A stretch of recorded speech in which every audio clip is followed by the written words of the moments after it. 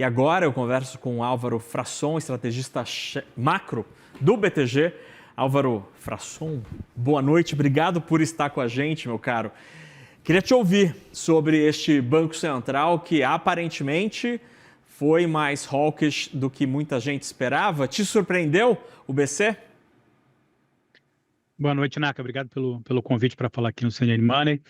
Olha, surpreendeu, né? Acho que essa estratégia que o Banco Central utilizou de comunicar um fim de ciclo de alta de juros, né? Comunicar uma manutenção por período bastante prolongado, né? A palavra que ele usou na comunicação, e mesmo assim explicitando que pode reabrir um ciclo de alta de juros caso necessário, foi um texto que ninguém no mercado estava aguardando. Então, acho que esse ponto, sim, foi mais hawkish e deve ter esta percepção pelo mercado. Então, assim, acho que não há dúvidas que o Banco Central está querendo, com isso, uma estratégia de retirar a precificação de cortes que a taxa de juros possui na curva, né, pelo menos para os próximos 12 meses, e com isso tentar trazer ali alguma melhora nas expectativas de inflação para o seu modelo. Acho que está muito claro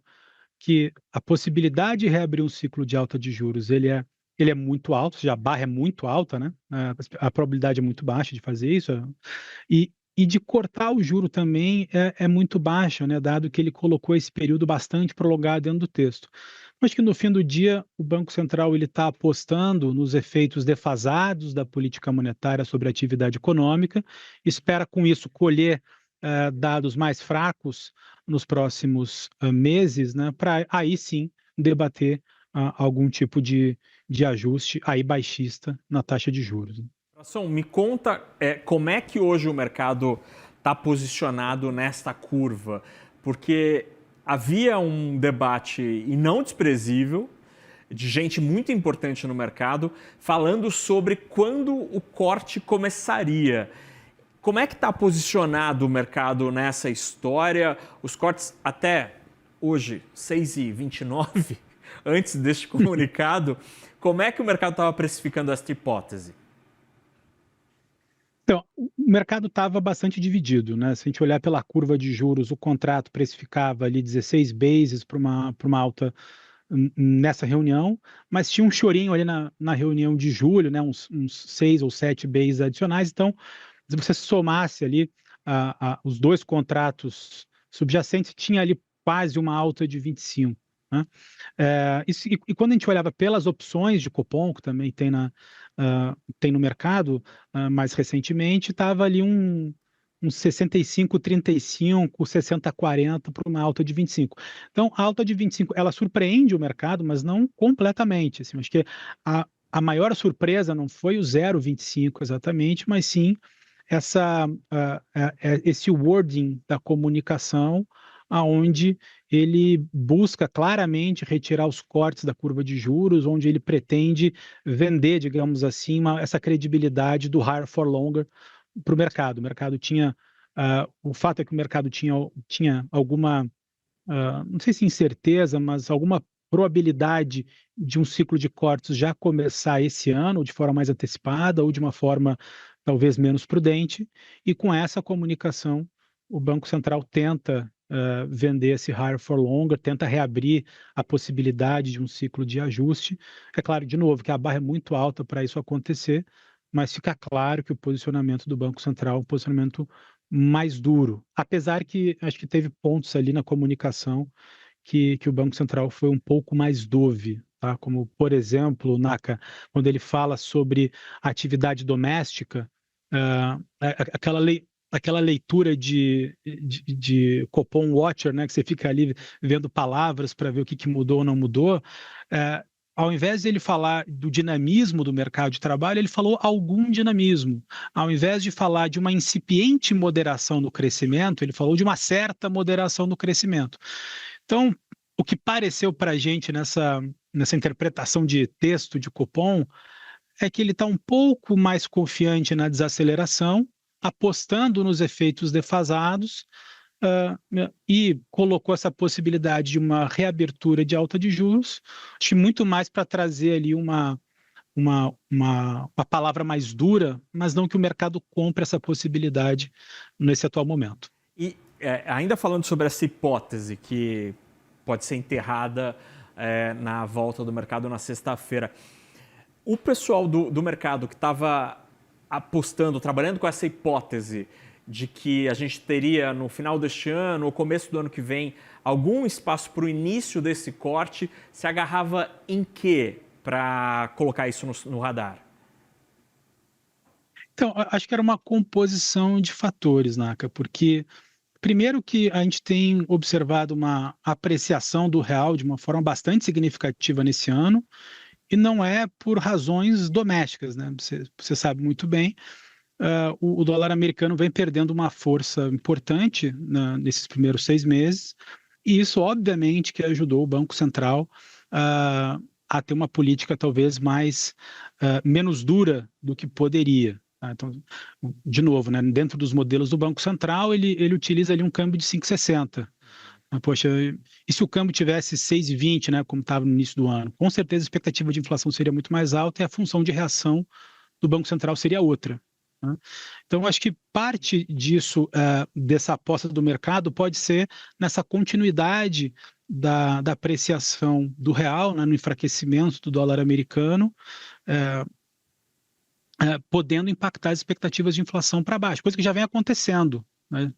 No Focus, a gente percebe para 2025 já uma revisão baixista, retira um pouco de pressão também para 2026, mas por hora, acho que tem um debate também ali de segundo semestre, orçamentário, e também de uma incerteza muito grande no cenário externo, como o próprio Banco Central comentou, que agora fica difícil imaginar um ciclo de corte já esse ano. Então, e aí depois dessa comunicação de hoje, acho que o Banco Central deixa muito claro que iniciar um ciclo de corte nesse ano parece um evento de cauda. Acho que a probabilidade agora é muito menor. E nessa leitura do comunicado, Frasson, o que te parece que, enquanto o Banco Central troca palavras, usa termos ali que indica algum aumento do conforto marginal com a atividade doméstica, ali, algum termo ou outro que dá uma indicaçãozinha ali de alguma melhora, mas o que estaria pegando para o Banco Central? No que ele estaria mais preocupado? Esse tom hawkish vem de onde? Olha, eu acho que esse tom hawkish, acho que ele vem da própria modelagem de inflação do Banco Central, né, da projeção que indica 60 pontos base de desancoragem em relação à meta de inflação. Né? Isso é muita coisa, né, Naka? Assim, se a gente olhar para o histórico da política monetária brasileira, desde o sistema de metas de inflação, geralmente se encerrava um ciclo de alta de juros quando a gente tinha ali 25, 20 bases acima da meta. Né? Sobretudo com Henrique Meirelles foi assim. É mais recente que a gente está aceitando uma desancoragem um pouco maior. Né? E a desancoragem de hoje aceita, ela foi muito grande. É por isso que o mercado não interpreta como dove, talvez, essa decisão, porque o Banco Central elevou a taxa de juros, o Banco Central disse que vai permanecer por um período muito prolongado. É fato que os efeitos defasados da política monetária ainda vão refletir uma atividade mais baixa. Né? Vale lembrar que essa defasagem tem aí de 9 a 12 meses. Né? Então, poxa, a gente está sentindo ainda um juros, uma Selic aí de 10,5%, 11,5%. Né? A gente não sentiu ainda na atividade econômica, a Selic de 14%, 15%. Então, tudo isso demora para acontecer. Só que o Banco Central ele não pode, digamos assim, brincar com essa desancoragem das expectativas, seja no relatório Focus, seja na inflação implícita que o mercado projeta, seja no próprio modelo que o Banco Central publica. Então, esse modelo ele é público. Quando os economistas e o mercado replicam esse modelo, poxa, tem 60 bases ainda de desancoragem nesse horizonte relevante. O Banco Central não pode ser leniente, não pode dar margem para ser interpretado como dove. Por isso que, na minha opinião, ele fez esse wording mais duro para tentar, encerrando um ciclo de alta de juros, não parecer leniente, sim parecer bastante preocupado com a dinâmica da inflação. E, Frasson, esse canal de transmissão da política monetária, para além dessa defasagem, meio livro-texto aí de 9, 12 meses, ele está meio entupido, né? E Brasília explica uma parte deste entupimento.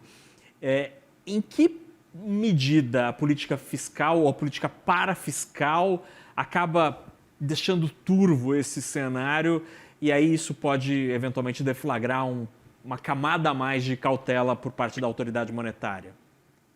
Eu concordo com você, né? Eu acho que isso vem acontecendo, não é de hoje, né? Assim, eu acho que o atual governo, aliás, na verdade, desde meados de 2022, a gente vê o governo fazendo uma expansão fiscal bem significativa, né? O atual governo intensificou um pouco mais, e é por isso que a gente teve ali uma taxa Selic de 13,75 durante a presidência do Roberto Campos Neto, e mesmo assim a gente teve ali uma atividade crescendo acima de 3% nos últimos 2 anos, a gente está com uma taxa de desemprego na mínima histórica. Então, poxa, como é que essa Selic não fez efeito na atividade econômica? Foi o que você comentou, foi essa obstrução pela expansão fiscal.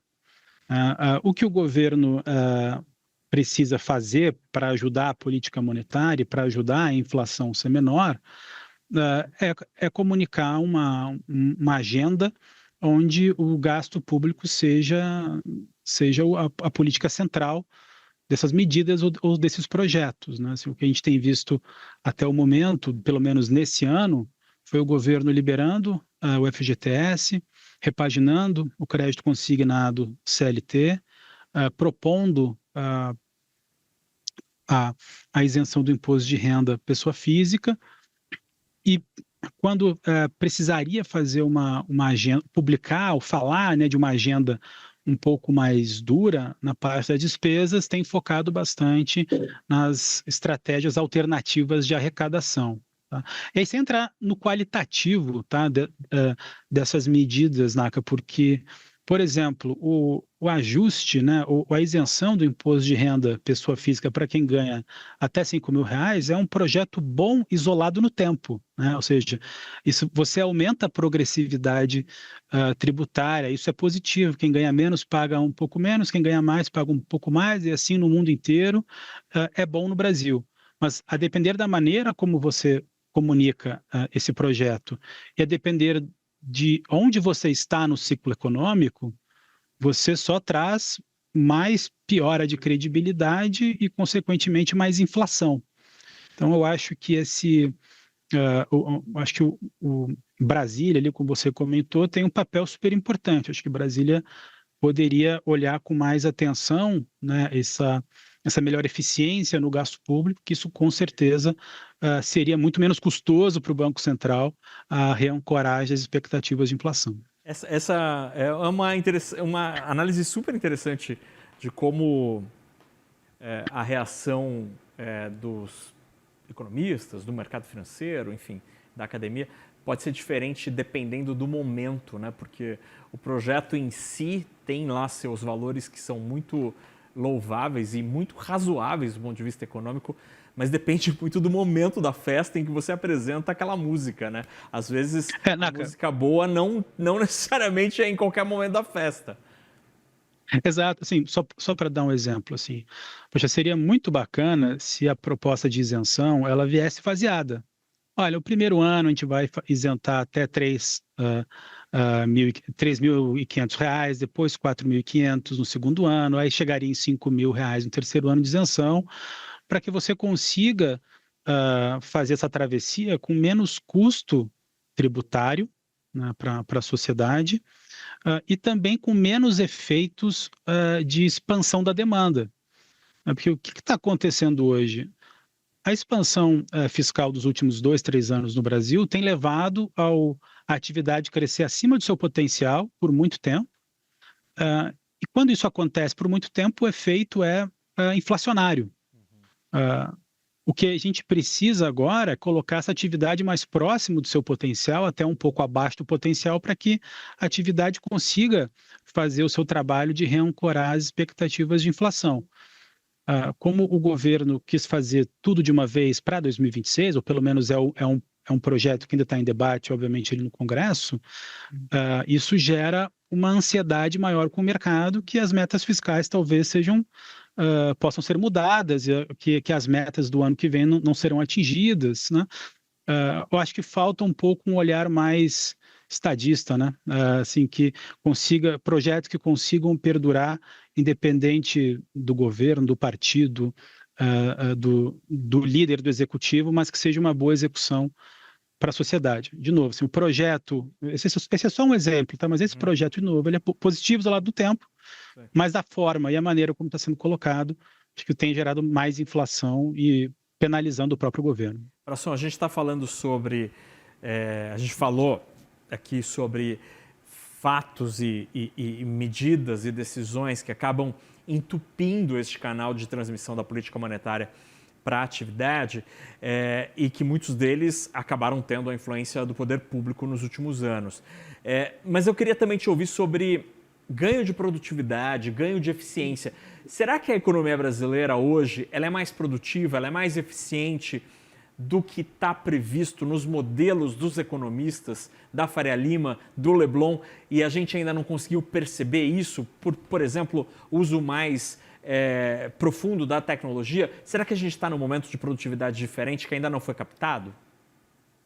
Tá, acho que esse debate é super, super bacana. Assim, primeiro ponto, quando a gente fala em maior produtividade, a gente pode estar falando o seguinte: olha, a taxa de desemprego estrutural do Brasil ela pode ser menor sem gerar inflação, né? Eu acho que esse é um dos debates que os economistas ainda se fazem e se perguntam. Então, qual que é a taxa de desemprego estrutural do Brasil? Até 5 anos atrás, ou 5, 6 anos atrás, era fácil de responder, era 9,5%. Né? Dos últimos anos para cá, com esse advento da tecnologia, com mudanças na legislação trabalhista que aconteceu no Brasil durante o governo Temer, e mudanças até pela própria dinâmica de trabalho, talvez esse desemprego estrutural não seja mais 9,5%, seja 8%, né? 7,5%, 8,5%, algo por aí. Então, isso de fato traz uma atividade que consegue ser mais dinâmica sem gerar tanta inflação. Isso de fato é positivo. Agora, em relação aos setores, tem setores que estão cada vez mais produtivos e o agronegócio é um exemplo, né? Então, a gente vê o agro conseguindo trazer, ano após ano, safras recordes, aumento da sua capacidade produtiva e de exportação e com menor mão de obra empregada. Então, de fato, você tem uma produtividade importante. Outros setores, a gente não consegue ver essa mesma dinâmica. E aqui no Brasil, um dos exemplos é o setor industrial, que não consegue ter a mesma pujança de países desenvolvidos, onde consegue ter uma disrupção tecnológica, a nossa pauta de exportação ela é inteiramente de commodities, ela é uma pauta de exportação pouco alocada para bens industriais, bens intermediários. Então, acho que tem um trabalho a se fazer aqui no Brasil de incentivar essa produtividade. E você só consegue isso com mais capital humano, que não necessariamente é mais gente, mas sim mais gente mais capacitada, né? Então, a educação ela é fundamental para aumentar a produtividade de qualquer economia, e mais capital mais barato. Só que não adianta você ter capital barato entupindo os mecanismos de transmissão da política monetária, como você comentou. Tem que ser um capital estruturalmente mais barato. Acho que são esses dois fatores que faltam para a gente ter um país mais produtivo. Os últimos 2 anos de crescimento, Naka, de novo, não são nem próximo do PIB potencial do Brasil. Infelizmente, o PIB potencial do Brasil ele é mais baixo, e com isso a gente tem ainda um ambiente bastante inflacionário. Frasson, diante de tudo isso que a gente está discutindo, de mudanças na nossa economia, do entupimento dos canais, da ação fiscal e parafiscal, e desse esforço do Banco Central e a promessa de que o juro vai continuar elevado, esse patamar, por um tempo prolongado, bastante prolongado, quando o Banco Central vai conseguir ancorar as expectativas e quando devem começar os cortes de juros? Naka, essa é a pergunta que a gente faz todo dia, né? Difícil ter uma resposta. E, Olha, assim, eu acho que depois dessa comunicação, acho que está muito claro que o Banco Central, de novo, ele quer retirar esses cortes precificados na curva de juros, né? Então, assim, acho que com uma grande confiança, me parece que a Selic a 15 permanecerá até o final desse ano, né? O que ainda é bastante incerto é como que isso resultará na atividade econômica, né? Então, os canais de transmissão estarão mais ou menos desentupidos e como isso vai impactar os dados agregados da economia, sobretudo mercado de trabalho, mercado de crédito. E a depender disso, você tem ali uma mudança não só na taxa terminal da Selic 2026, mas também de potenciais mudanças na maneira como o mercado percebe a velocidade dessa taxa terminal, né? Será que o Banco Central vai começar cortando de 25, vai começar cortando de 75 bases, né? Eu particularmente acho que quando o Banco Central começar a cortar, tiver essa confiança, ele vai cortar com um ritmo bastante acelerado, acho que em torno de 75 bases. Na minha visão, acho que ele faz isso entre a reunião de janeiro e a reunião de março. Vale lembrar, Naka, que ao final desse ano, 2 diretores do Banco Central saem da composição do Copom, que é o Diogo Guinle e o Renato Dias, diretores que foram colocados pelo governo anterior. E aí você teria uma mudança, né, o Galípolo teria a liberdade para indicar outros diretores. O que pode ser uma percepção já, ao mudar os diretores, iniciar um ciclo de corte abrupto. Talvez isso, por questões de credibilidade, a depender do momento que a gente esteja, talvez não seja a decisão mais adequada. Mas o fato é que eu não acho que o Banco Central vai esperar o segundo semestre do ano que vem, por exemplo, para começar um ciclo de cortes, né? A não ser que a gente volte a ter um dólar mais forte no mundo, que aparentemente não é o caso, e que as pressões inflacionárias aqui no Brasil permaneçam mais altas. Aí, de novo, seja por um dólar mais forte, seja por novas políticas fiscais que incentivem ainda mais a demanda agregada no ano que vem, tudo isso ainda está no radar do segundo semestre. Fração, muito interessante este ponto, porque você toca da troca de nomes e da credibilidade, como isso está intrinsecamente correlacionado. E aí é um ótimo gancho para eu te perguntar, qual a tua avaliação sobre a gestão de Gabriel Galípolo? Ele tem feito exatamente o que se espera da autoridade monetária autônoma, independente como temos hoje no Brasil? Sim, acho que o Gabriel Galípolo tem entregado um bom trabalho. Acho que ele tem mostrado, acima de tudo, bastante convicção na sua condução de política monetária e bastante coesão com a visão da gestão anterior. Acho que em diversas vezes que o Galípolo teve a oportunidade de falar sobre o Roberto Campos, sempre falou de uma maneira muito cordial, muito elegante, e de como ele e o Roberto tiveram uma boa sinergia de trabalho nesse período. Então, acho que a condução do Gabriel Galípolo é uma condução preocupada com a dinâmica da inflação, né? E preocupada em entregar essa inflação na meta. Então, não tenho visto pontos negativos na comunicação, seja na comunicação escrita, seja na comunicação durante eventos, né, entrevistas que o presidente dá ao longo dos períodos que são possíveis para os diretores falarem, então me parece um trabalho ainda bastante positivo. É claro que ainda é cedo para confirmar, né? São 6 meses aí de 4 anos que o Galípolo tem de trabalho pela frente, mas esses primeiros momentos até agora são positivos, confirmam a credibilidade do Banco Central e a autonomia do Banco Central, né? Assim, quem achava lá atrás que ao escolher o Galípolo como novo presidente do Banco Central, não teríamos mais altas de juros e apenas um ciclo de corte antecipado, se enganou, né? E que bom que se enganou, porque era essa a função de reação que o Banco Central precisaria nesse momento. Muito bem, o Banco Central tendo uma gestão uma administração ou uma missão ali, uma visão de Estado e não de governo, né, Frasson? Agora, para a gente terminar essa conversa interessantíssima, Antes de conversar contigo, eu estava conversando com o Alexandre Espírito Santo, que é economista da UEI, professor da SPM. Ele estava falando sobre como os ciclos de afrouxamento monetário no pós-pandemia, primeiro, jogaram as taxas de juro para o chão, efetivamente, às vezes até negativa, né, com um buraquinho ali, porque quando você tem inflação, e ao mesmo tempo ele lembrou da quantidade histórica de dinheiro que foi injetada na economia pelos bancos centrais dos Estados Unidos, da Europa, do Japão, enfim, sobre o caminhão de dinheiro que foi injetado na economia. E por que ele estava falando disso? Que ele acha que o esforço de política monetária que a gente vive agora, ele é diferente de tudo que já se viu na história, porque para além da inflação clássica de reação à demanda, atividade e oferta, a gente tem uma quantidade de capital nunca antes visto na economia. Será que a gente vive, Frasson, um momento em que o mundo terá juros mais altos por mais tempo?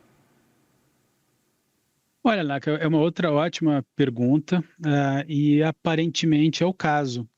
Eu acho que não só pela expansão da oferta de moeda, né, provocada por um juro baixo em todos os países, mas foi um momento econômico global bastante atípico, né, ou único, talvez, né, porque eu não me lembro de outro período, não só na minha vida, né, mas historicamente como um estudante eterno aí de economia, mas não me lembro um período onde todos os bancos centrais cortaram abruptamente as taxas de juros ao mesmo tempo e onde todos os governos provocaram expansões fiscais enormes ao mesmo tempo.